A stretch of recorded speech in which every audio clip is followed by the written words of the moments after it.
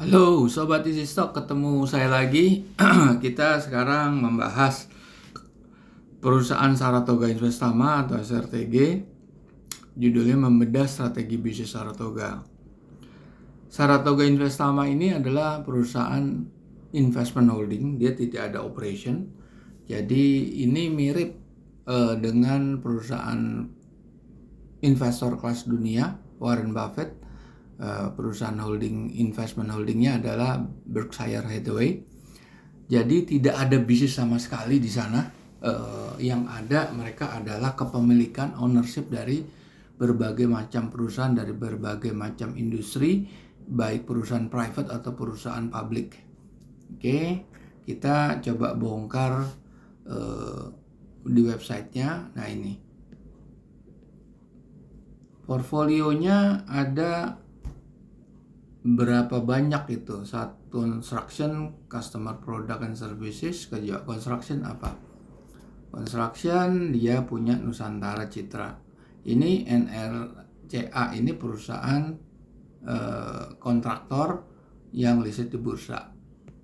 Consumer Product and Service MPMX, ini perusahaan distributor otomotif ya, sepeda motor. Nah juga ada sekarang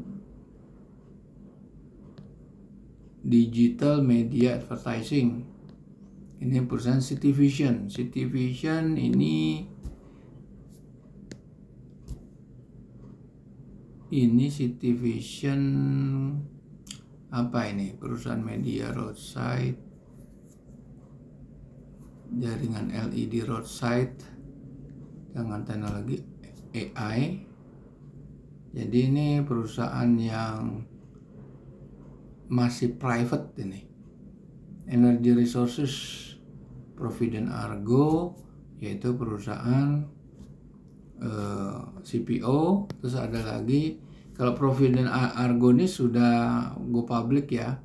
Kalau si Hayo Gold Limited ini 70% konsesi di Sumatera Utara, mengandung emas ya, perusahaan pertambangan emas, Gold Limited ya, pertambangan emas nih. Energy Resources, terus Intera Resources itu juga mengeksploitasi migas, lebih ke oil and gas ya, di Indonesia dan Myanmar. Adaro Energy jelas si perusahaan batu bara. Oke. Sekarang kita lihat healthcare. Delto Medical, Deltomed Laboratories.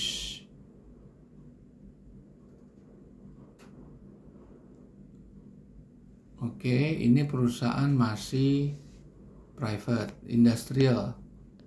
Samator Indogas merupakan AGII, yaitu perusahaan produsen gas.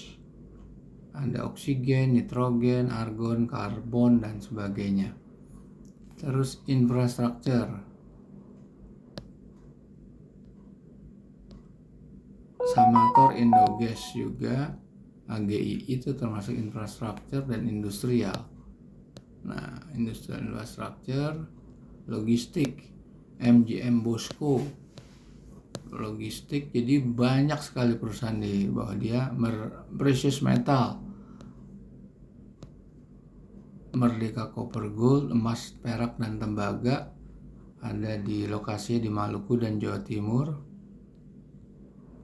Lantas Renewable Green Economy, Forest Carbon sama Surya Daya. Forest Carbon ini juga perusahaan masih private. Kalau Surya Daya startup juga, New Renewable Energy di tenaga surya ya, PLTS. Teknologi digital infrastructure, Julo teknologi finansial juga, fintech. Ini perusahaan masih private. Ada lagi Circlo, perusahaan untuk solusi bagi entrepreneur sama wirausaha. Lantas Fuse, produk-produk asuransi yang terkait dengan teknologi. Provident Growth,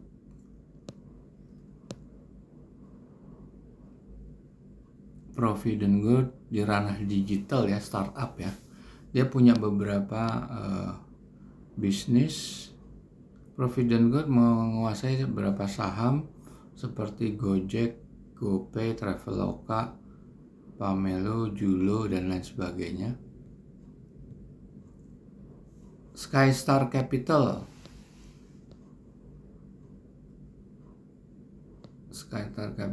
melakukan terhadap investasi ya di berbagai perusahaan juga nih, akses sebagai faktor telekomunikasi, keuangan, pertanian. Lantas apa? Tower Bersama, ini perusahaan penyewa BTS.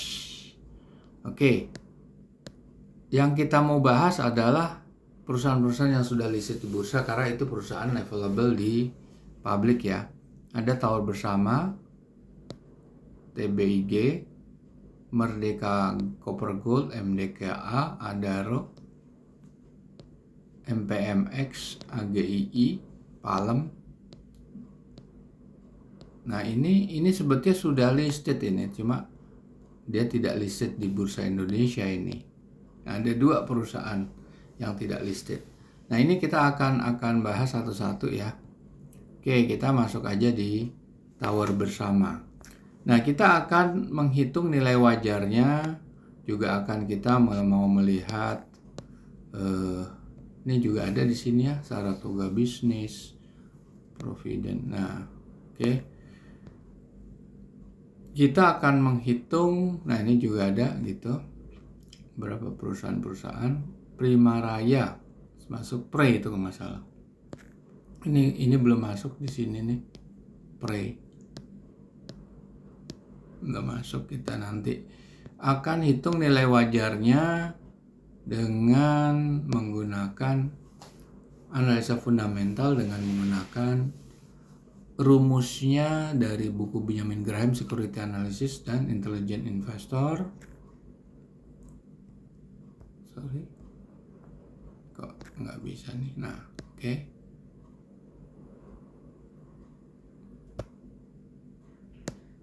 Oke, kita akan di mana tadi? Kok kita nggak bisa ya?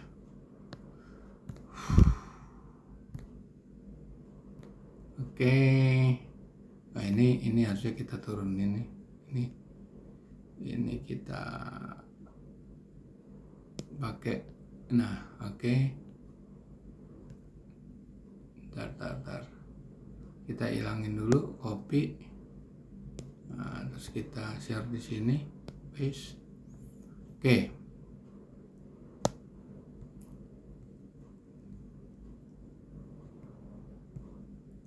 Delete, cut. Oke.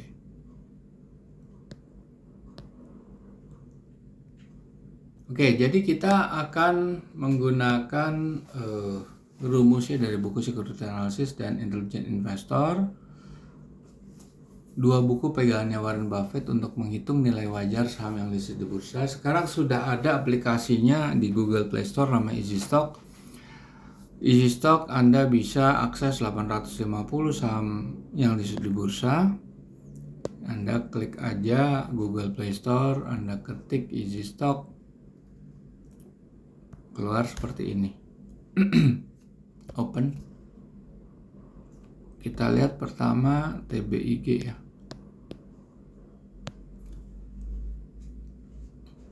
TBIG ini kalau kita baca di sini, ini performance-nya nggak bagus secara kinerja keuangan ya. Kita buka panelnya, laporan keuangan masih Q3.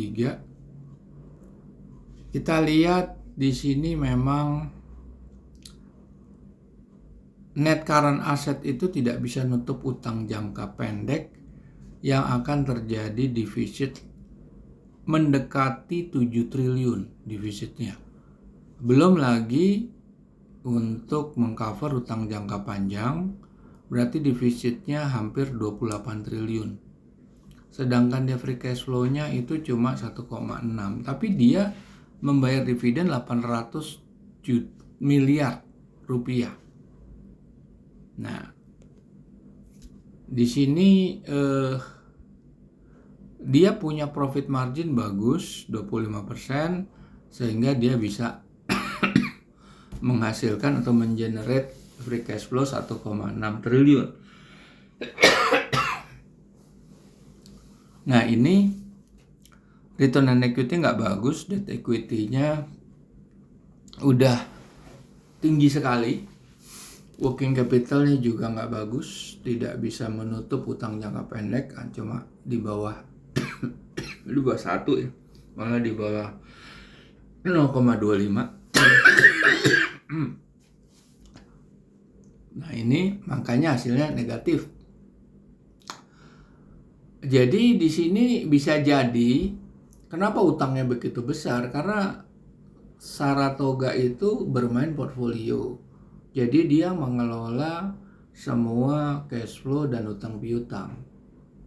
Artinya ini bisa aja utang atau leverage daripada TBIG ini menjadi sangat tinggi. Bisa jadi ini hutangnya digunakan untuk portfolio yang lainnya. Oke, kita lihat lagi Adaro. Kalau mengenai kepemilikan memang kita harus bongkar lagi. Di sini kita nggak lihat di sini. Nah, kalau Adaro di sini, ini performance-nya bagus sekali. Harganya masih murah, 3.000 perak itu. Sedangkan nilai wajarnya bisa sampai 10.000 lebih. Kita lihat laporan keuangan udah yang paling up to date. Dia bayar dividen 8 triliun. Dia punya itu kalau nggak salah, kalau kita jumlah semua total utang itu ada sekitar 64 ya, kira-kira ya 64. Berarti ini debt free, karena dia punya net current assetnya 78 triliun. Ini sehat sekali perusahaan ini. Lihat profit marginnya 34, return on equity-nya 43, working capital di atas 2, semua ideal sekali perusahaan ini. Oke, sekarang kita lihat lagi MDKA Copper Gold. Harganya sudah sangat over value, tinggi 4.000, sedangkan nilai wajar tertinggi aja cuma di bawah 1.300. Kalau kita lihat return on equity-nya rendah, profit marginnya standar, debt to equity-nya memang bagus, working capital masih bagus di atas 1, tapi yang menarik sebetulnya di atas 2 kayak Adaro tadi. Terus ada perusahaan Prey, ini baru listed ya, ini nggak bagus performance-nya. Kita lihat di sini Prey, laporan keuangan udah yang terakhir ya. Dia punya net current assetnya kuat, utang totalnya aja cuma 1,4, jadi ketutup lah. Ini ketutup sebetulnya, nggak nyampe sih 1,4, nggak nyampe 1,3 lah, 1,3 kurang, berarti debt free. Tetapi free cash flow negatif, meskipun net income-nya positif, surplus 55 miliar. Nah, dia bayar dividen 100 miliar.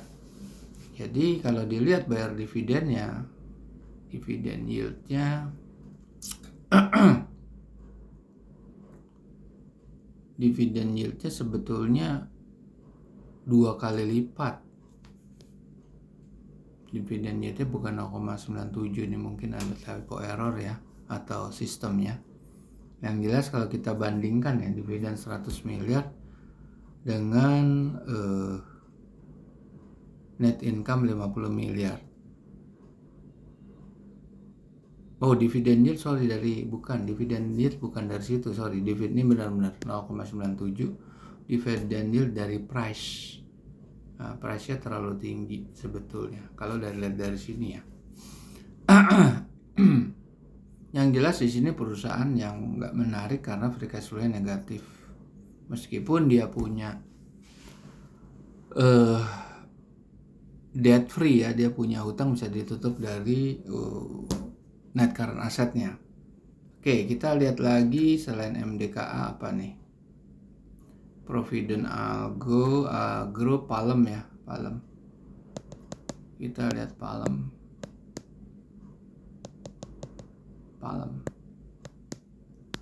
Provident Agro juga harganya terlalu tinggi, 585, nilai wajarnya cuma 250 kurang. Laporan keuangan udah Q4.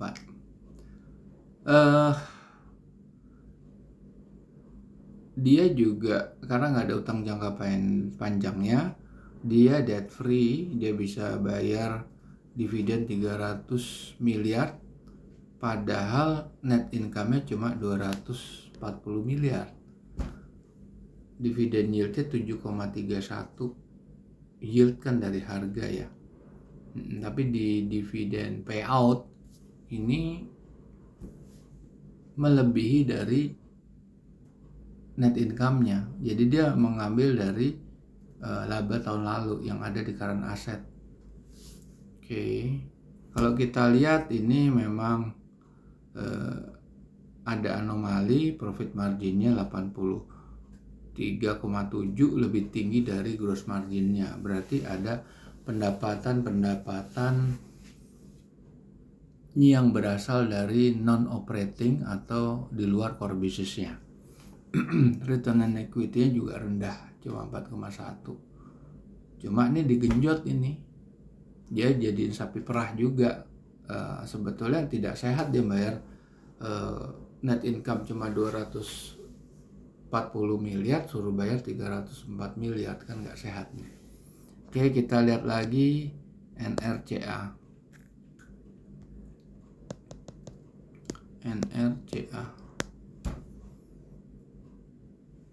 Ini nilai wajarnya udah hampir sama dengan harga, cuma ada upside 10% tapi punya downside 15%. Laporan keuangan udah yang paling up to date. Di sini juga kita lihat net current asset bisa nutup semua utang. Ada sedikit surplus, tipis ya surplus, tapi debt free. Dia bisa bagi dividen 36 miliar. Payoutnya setengahnya. Dividen yieldnya 4,8. Profit marginnya kecil. Return on equity juga kecil. Kita lihat lagi AGII.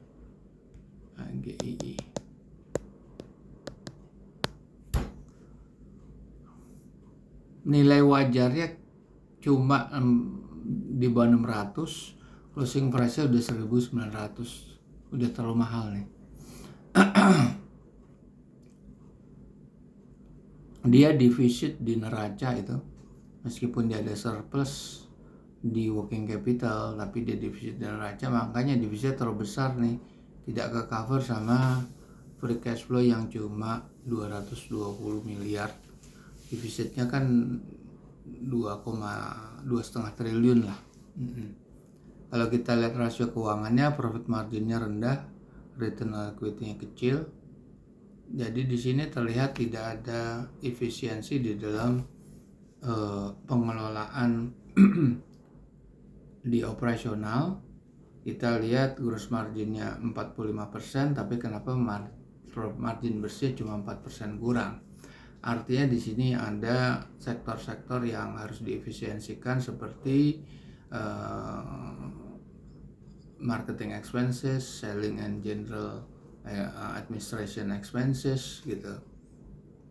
Yang itu terjadi setelah gross margin. Oke, kita lihat lagi, ada lagi nggak? Stan AGI, nah ini sudah tidak ada datanya di Bursa Efek. MPMX, kita lihat MPMX.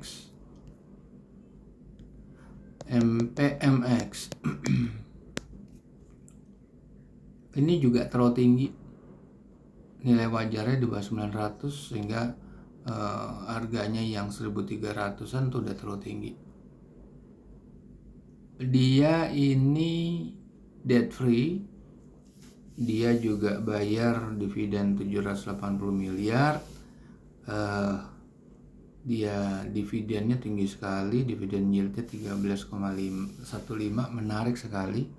Profit marginnya kecil, return on equity-nya standar, working capital-nya bagus, debt equity-nya bagus. Oke. Itu kita sudah bahas semuanya. Jadi kesimpulannya memang hanya Adaro yang paling bagus. Cuma kepemilikan Adaro mungkin kecil, nggak besar kepemilikan Adaro di Saratoga di sana.